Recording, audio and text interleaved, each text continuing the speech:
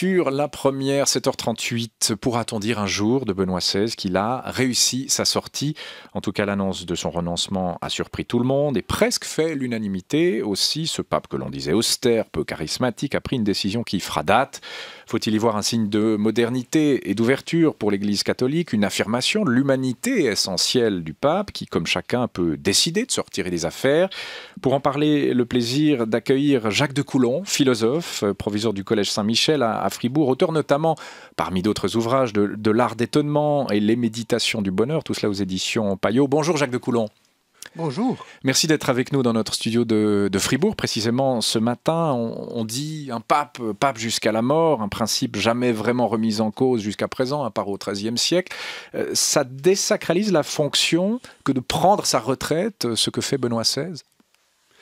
Écoutez, je ne crois pas que ça désacralise la fonction. Moi, je vois surtout une décision éminemment philosophique, puisque vous m'avez cité comme philosophe, une décision de sagesse et de liberté qui, au contraire, à mon avis, témoigne de la grandeur de la fonction, parce qu'il se rend compte, vieillissant, qu'il n'est plus apte à tout assumer dans cette fonction et par respect pour cette fonction, il s'en va. J'ai envie de dire par respect, par sagesse aussi envers lui-même, c'est un pape, comme vous le savez, qui aime écrire, qui aime lire. Donc c'est une décision à la fois de liberté vis-à-vis de soi-même, qui désacralise par contre une chose, c'est l'identification de l'homme avec sa fonction.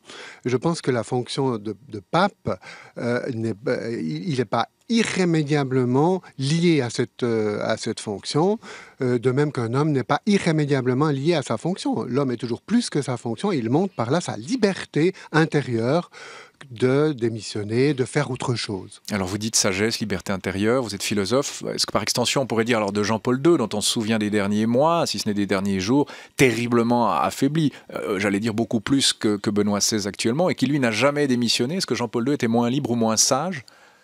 Non, moi je dirais que c'était deux caractères, ce sont deux caractères différents, deux façons d'appréhender la papauté de manière différente. Jean-Paul II a montré, si vous voulez, son chemin de croix.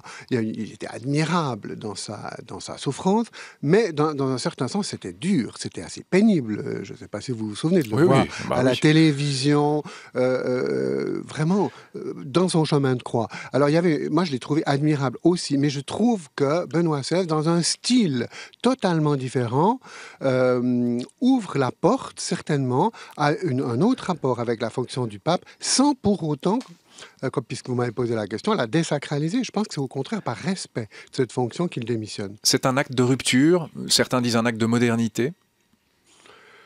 C'est un acte de rupture, certainement, puisque nous n'avons pas eu de démission du pape depuis le Moyen-Âge.